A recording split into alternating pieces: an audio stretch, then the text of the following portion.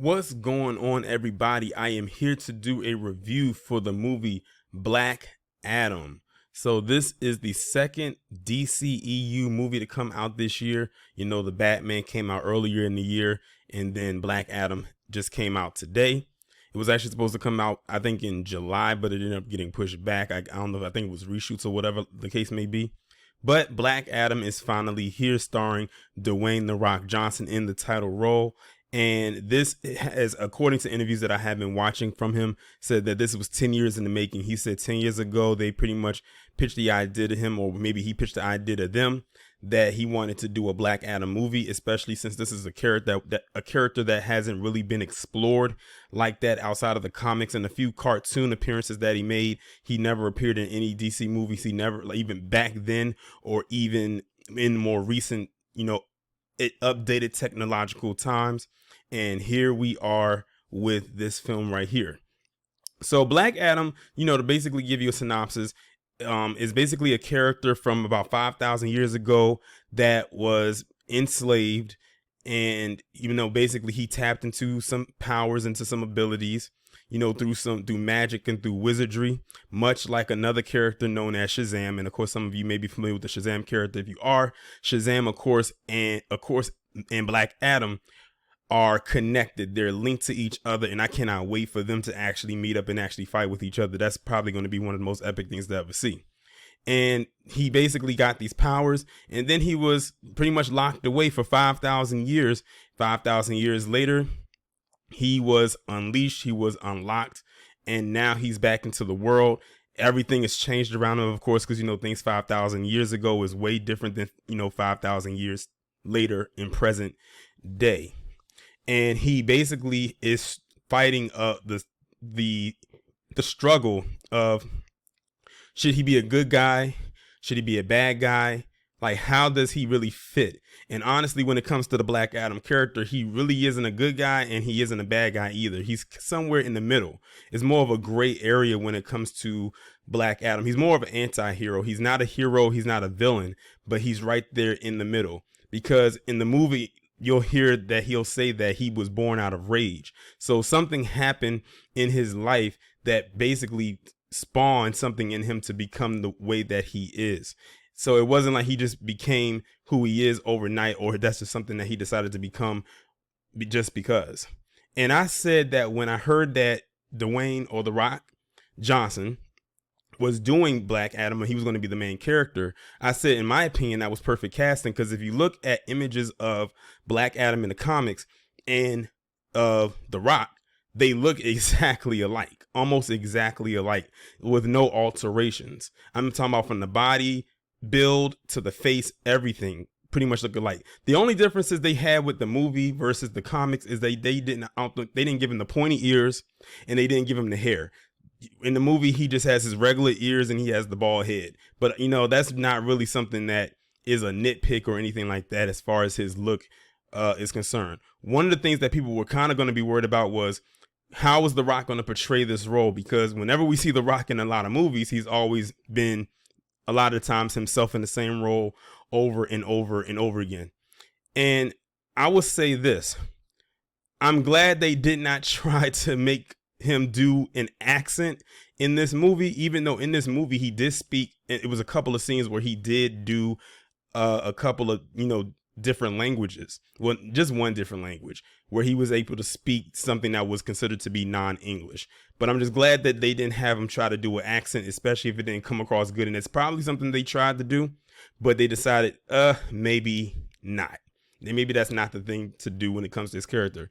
But moving forward on with the synopsis, he's back from I guess you could say, his rest, and it gets the attention of the JSA. And the JSA stands for the Justice Society of America. The Justice Society of America is basically DC's version of the Justice League, but they've been around longer than the Justice League. I said the Justice League. I got my words mixed up. What I meant to say was the JSA was before the Justice League, and it's basically almost like in a way, kind of like how their Avengers were in Marvel, so to speak, before the Avengers was a thing.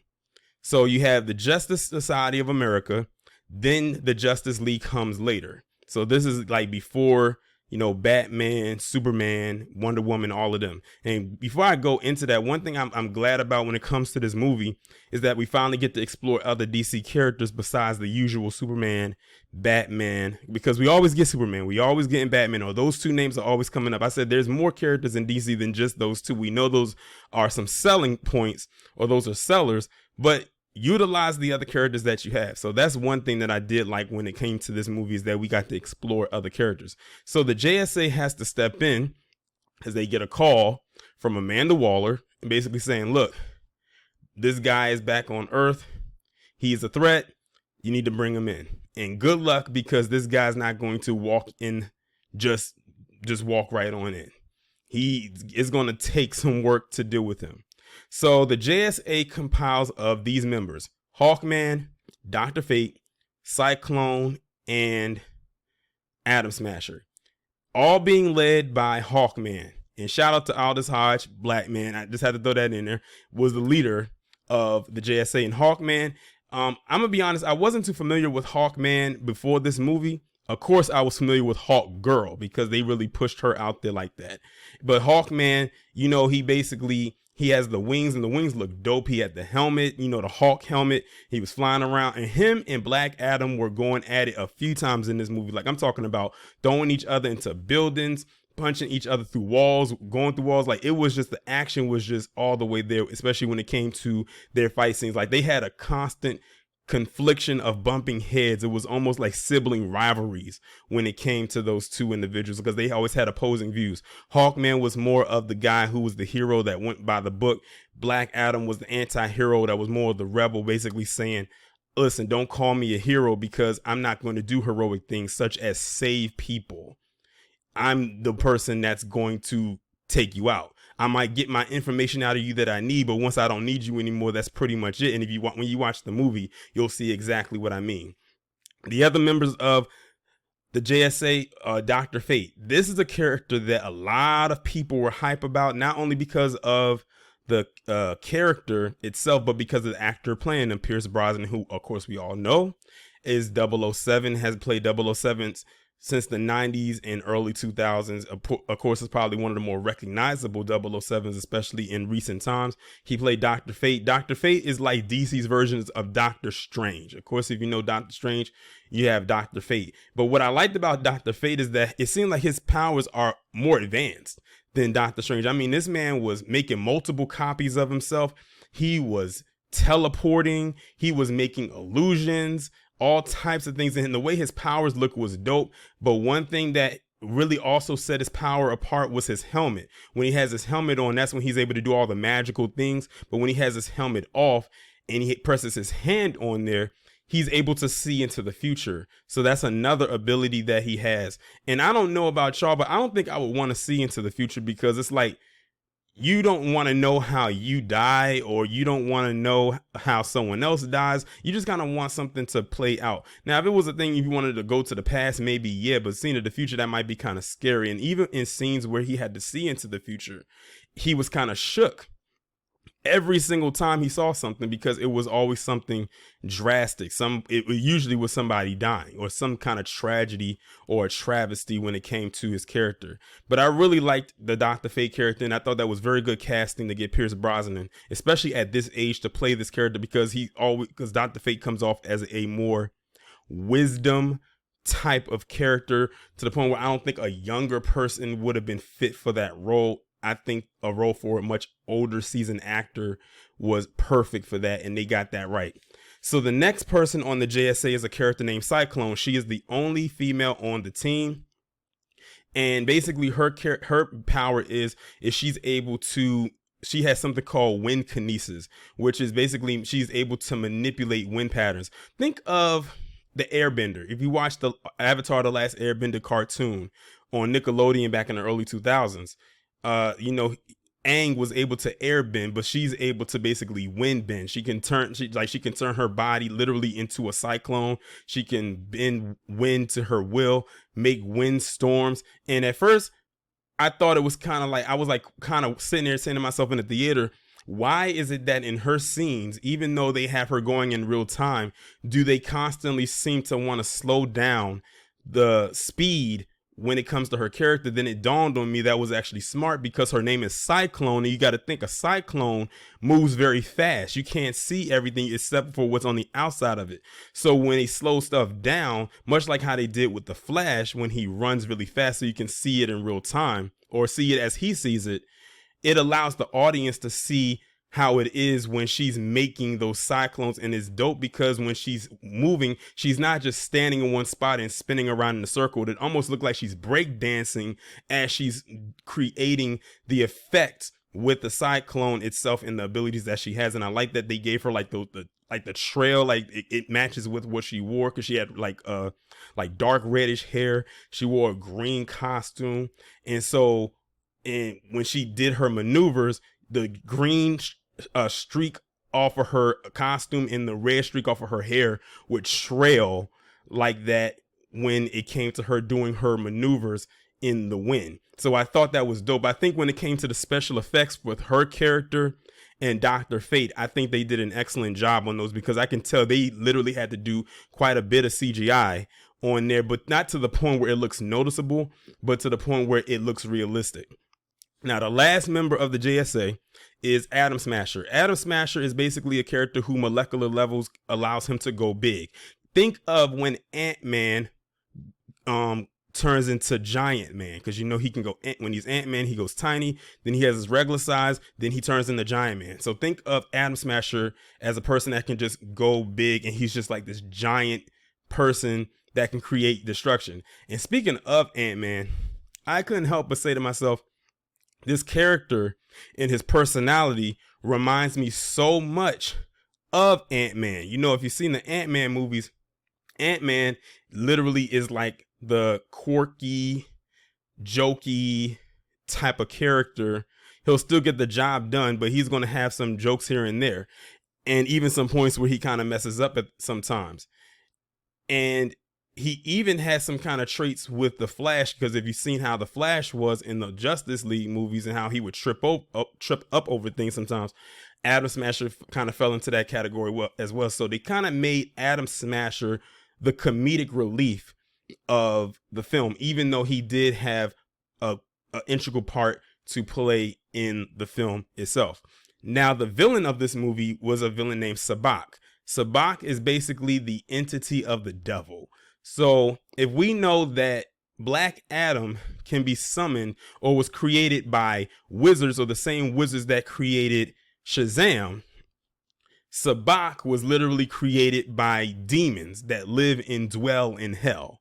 So when Black Adam has to say that word, Sabbac, or the person or the entity that would become Sabbac, would say a different word, and that's how they would become the way that they are. And Sabbac as a villain didn't even really have that much screen time. He only appeared maybe in the last 20 to 30, maybe 20, 25 minutes of the film. But I will say that he is a very menacing villain. His powers and ability is basically fire. Like he's a fire.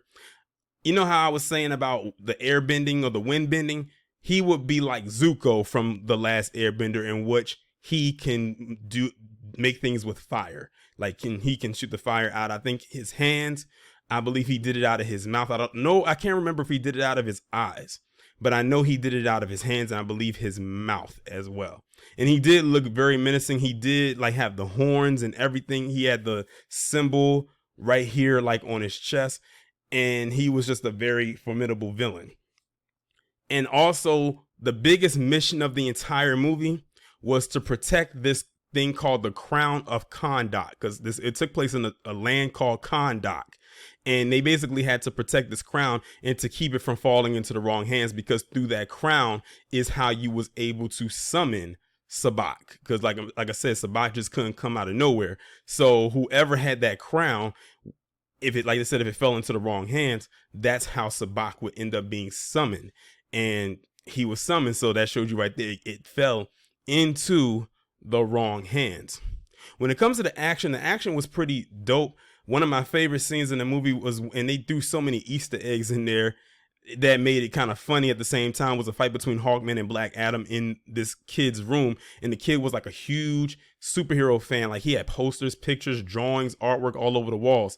And when you saw them fighting, they would slash one thing and it would be like a superhero, like a DC superhero on there. It would slash one thing, burn one thing, punch a hole through the other thing. And it's like, oh, wow.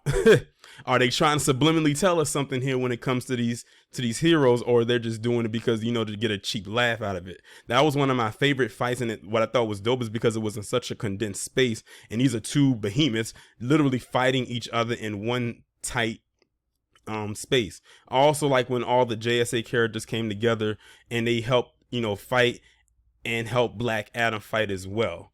And I really like that, even though in the movie the characters were trying to say, you know, what the side characters, not the JSA, but some other characters that were in the movie, because it involved a woman, her son, her brother, and they were basically trying to say, you know, be a hero for us. Be like, no, you know, you are a champion and all types of stuff like that. And I like that they kept it where Black Adam, he doesn't feel conflicted to say that I'm not a hero.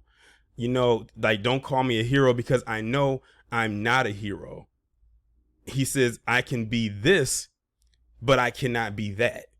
Like, for me, it's not going to work. And I don't want to call myself a hero because I know it's not in me to be that. And I'm glad that they kept that in there, because I'm going to be honest, if they took that out, that probably would have took me out of it, considering what I do know about him. And he's definitely not considered to be a hero whatsoever. It was even a part towards the end of the movie where he gets on his throne and he just kind of sits there and he does the infamous Black Adam pose that he's known to do if you saw it in the comics. And he sits there just for a little bit, but then he looks up, flies up, and comes back down and destroys it. Basically saying, no, like, because then that's giving off this image that is not me. And that's not what I'm trying to be. So it's not like he's conflicted or trying to fight with whether he should be or shouldn't be a hero. He already knows who he is. There's other people that want him to do that, but it's like, stop trying to fight or trying to go with that notion. I am who I am. Don't try to put me in this box of being a hero when I know I'm not and I don't want to be. So that's pretty much it for the review. I really did enjoy this movie. I would say that DC definitely caught a dub or a win with this one. God knows they needed it. And, you know, I really did enjoy it. Oh, before I go, make sure if you do go see this movie to stay around for the mid-credit scene. I don't know if there's a post-credit scene because I'm going to be honest, I left out of the theater after that mid-credit scene. There is a mid-credit scene that comes up in this movie that is going to make a lot of DC fans very, very excited. Let me tell you this, the theater I went to when this was shown at this mid-credit scene, when it was shown, everybody got so excited. You would have thought we was watching a whole different movie when this was shown. I'm not going to say what it was, but let's just put it like this. The rumors are true. I'm going to leave it at that.